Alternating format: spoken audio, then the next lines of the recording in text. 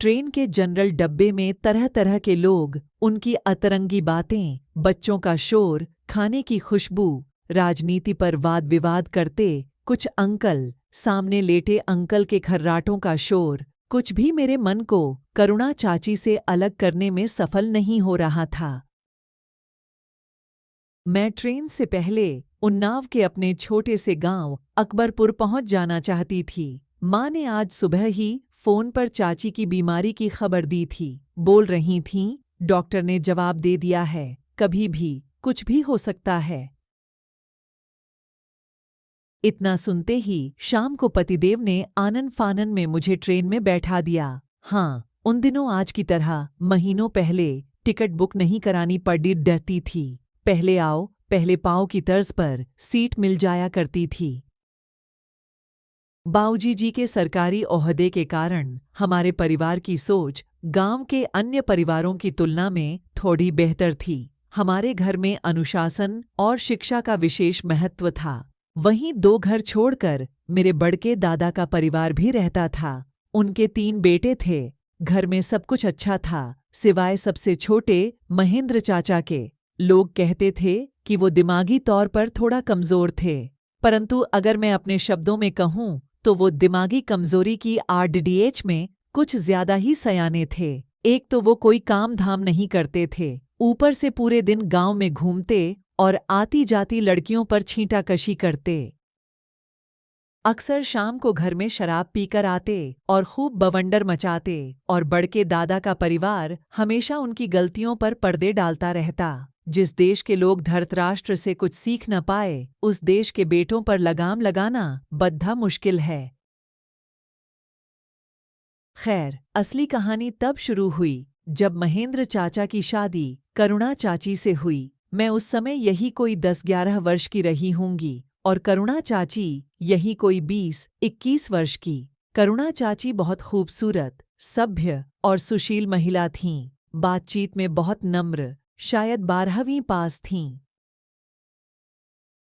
पर हर काम में, घर के रख रखाव में बड़ी कुशल थीं। बस एक ही कमी थी कि वो गरीब परिवार से थीं। तभी तो उनके घरवालों ने बिना कुछ देखे समझे उनका ब्याह उनसे 10 साल बड़े और निखट्टू महेंद्र चाचा से करवा दिया था। मैं अक्सर शाम को नई नवेली चाची के पास खेलने चली जाती। वो मेरे साथ घंटों बातें करतीं और खेलतीं। उनके माथे की छोटी लाल बिंदी, आंखों का गहरा काजल और मांग में सजा गाढ़ा लाल सिंदूर देख ऐसा लगता जैसे सुबह सुबह कमल की कली खिली हो, एकदम पाक, पवित्र, निश्चल। कुछ दिनों बाद अचानक चाची के बदन पर नीले निशान दिखने लगे, जिसे वो अपनी साधी के पल्लू से छिपाने की भरसक कोशिश करतीं। एक दिन कोई बात कहते कहते वो पानी लेने को जैसे ही उठीं तो आहा की आवाज के साथ लड्डखद्धा गईं। मैंने जल्दी से उन्हें संभाला। चाची, आप बिना किसी गलती के चाचा से मार क्यों खाती हैं? आप उनका विरोध क्यों नहीं करतीं? अपनी माँ के पास क्यों नहीं चली जातीं? उनकी हालत देख कई दिनों से मेरे अंदर उबल रहा ज्वालामुखी फूट गया। चाची ने छलक आए आंसुओं को अपनी धोती के कोने से पोंछ बड़े प्यार से मेरे सर पर हाथ फेरते हुए कहा, बिटिया, लड़कियों के 2 घर होते हैं, एक मायका और एक ससुराल। मायके वालों ने तो हमारा दान कर दिया और हम भी चौखट लांग कर यहाँ आ गए, अपने दूसरे घर। अब हम यहाँ से कहाँ जाएंगे? अब यहाँ से अगर जाएंगे तो कंधों पर ही जाएंगे। हमें तो बचपन से यही सिखाया गया है। मुझे समझ नहीं आता हम अपनी बेटियों की सोच को इतना लाचार कैसे बना देते हैं कि वो कीचड़ में खिलने की बजाय कीचड़ में ढंसने लगती हैं। वक्त अपनी चाल से चल रहा था। पढ़ाई में व्यस्तता के कारण चाची के पास अब मेरा आना जाना कम हो गया था। एक दिन स्कूल में किसी लड़की ने मुझसे कहा, शिल्पी, मेरी मम्मी कह रही थीं कि तेरे महेंद्र चाचा को एड्स हो गया है, वो भी अपनी बीवी के कारण। उसकी बात सुन मैं घबरा गई। पता नहीं, बस इतना ही मेरे मुंह से निकला।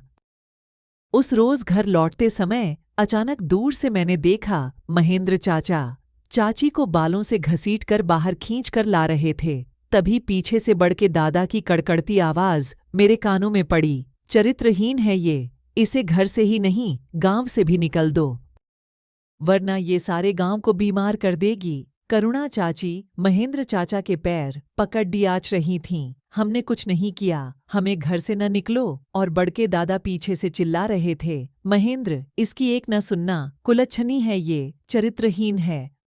गरीब समझकर इसके माँ बाप पर एहसान कर हम इसे ले लाए थे, पर इसने तो हमारे ही कुल का नाम खराब कर दिया। अरे डायन भी अपना घर छोड़ डाश देती है, पर इसने तो अपने पति को ही खाने की तैयारी कर ली। करुणा चाची बेचारी सबके हाथ पैर जोड़ रही थीं, अपने बेगुनाही की दुहाई दे रही थी। आंसुओं, दर्द, पीड़ा से भरा उनका चेहरा देखा नहीं जा रहा था। पर उस दिन शायद गांव के सभी लोग गूंगे बहरे हो गए थे, जो वहां खड्डे होकर सिर्फ तमाशा देख रहे थे। और अफसोस कि उनमें से एक मैं भी थी। तब मेरे बाऊजी और गांव के कुछ लोगों ने उनको रोका और न जाने उनके कान में ऐसा क्या कहा कि बड्ड के दादा शांत हो गए और चाची वहीं जमीन पर पड्ढी हिचकियां लेती रहीं। मैं उस रात और आने वाली कुछ रातें सो नहीं पाई। समाज और उसके बनाए खोखले नियम कानूनों को समझने की नाकाम कोशिश करती रही। गांव में पढ़ाई की सुविधा न होने के कारण मुझे आगे की पढ़ाई के लिए लखनऊ जाना था। जाने से पहले मेरा मन नहीं माना और मैं एक दिन माँ को बिना बताए करुणा चाची से मिलने चली गई। मुझे देख पहले तो वो अपने होंठों को तिरछाकर मुस्कुराईं, पर फिर मुस्कुराहट के कारण होंठों के इर्द गिर्द उभर आई रेखाओं को आंखों में उमद्दा आए बादलों के पीछे छिपा दिया। चाची कैसी हो?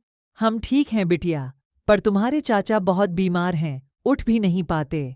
बहुत तकलीफ है इनको, हरदम या तो छत की ओर निहारते रहते हैं या हमको टुकुर टुकुर देखा करते हैं। कमजोरी इतनी है कि बोल भी नहीं पाते। कुछ कहना चाहते हैं शायद, पर हम अभागे समझ भी नहीं पाते। चाची वहीं चारपाई पर लेटे चाचा के माथे पर एक निस्वार्थ माँ की तरह हाथ फेरते हुए बोल रही थीं और मैं उन्हें एकटक निहार रही थी। किस मिट्टी की बनी हो चाची? इन सब ने आपकी कद्र कभी नहीं की।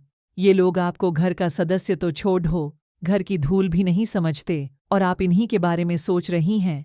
कहते कहते मैं रो पड़ी।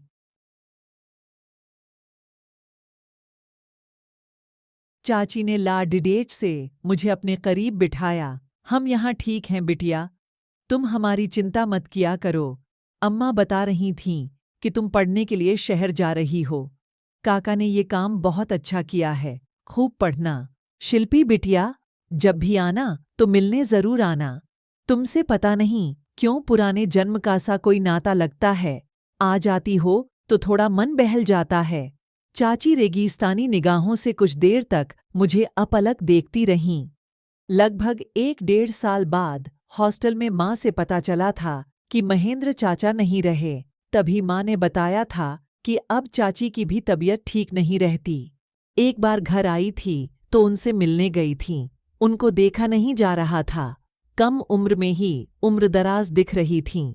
सूती धोती पहने वहीं कमरे में एक पुराने से बक्से को खोले बैठी थीं। जाने क्या ढूंढ रही थीं? करुणा चाची? कौन? मैं। शिल्पी बिटिया, तुम कब आई? हमको तो खबर ही नहीं लगी। बड़े सालों बाद आई हो इस बार, चाची ने पीछे मुद्दते हुए कहा। नहीं चाची, आती तो थी पर जल्दी ही वापस चली जाती थी। इस बार मन नहीं माना तो आपसे मिलने चली आई। वहीं चाची के पास बैठते हुए मैंने उनसे कहा, अच्छा रहा बिटिया तुम आ गईं। तुमसे ढेर बात करनी थी, पता नहीं इसके बाद कभी मिलना हो भी या नहीं। ऐसे क्यों कहती हो चाची? मैंने चाची का हाथ अपने हाथ में लेते हुए कहा। बिटिया, सच कह रहे हैं, तुम ही देखो शरीर कैसे गलता जा रहा है हमारा। यहाँ के डॉक्टर कहते हैं हमको तुम्हारे चाचा वाली बीमारी हो गई है, एड्स। तुमको आज अपना सच बताना चाहते हैं। बिटिया, यहाँ सभी हमें चरित्रहीन समझते हैं, पर हम चरित्रहीन नहीं हैं। हमने सारी जिंदगी तुम्हारे चाचा के सिवाय किसी दूसरे मर्द की ओर आंख उठाकर भी नहीं देखा।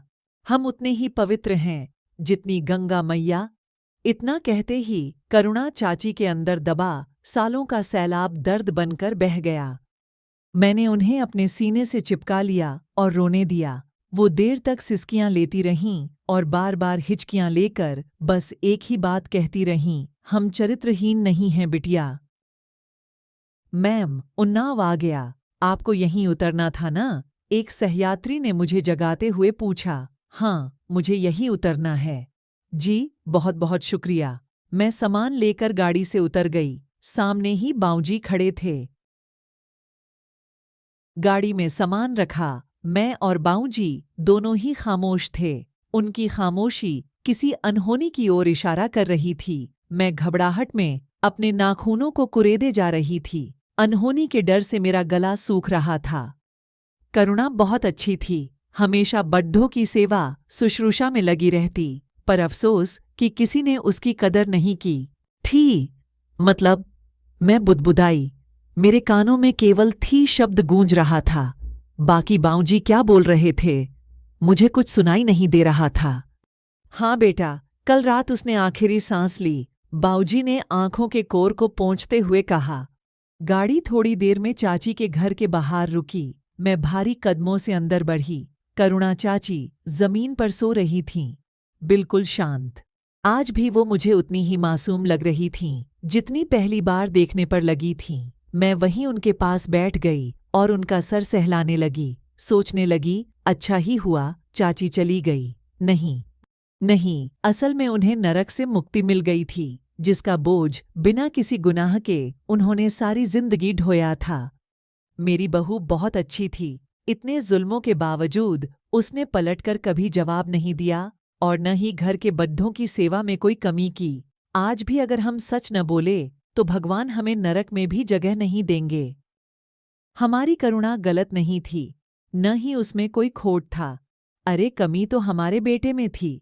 उसने न तो कभी किसी औरत की इज्जत की और न ही अपनी बीवी की कदर की, और हम बेटे के प्यार में इतने अंधे हो गए कि उसके हर पाप के मूक भागीदार बनते गए।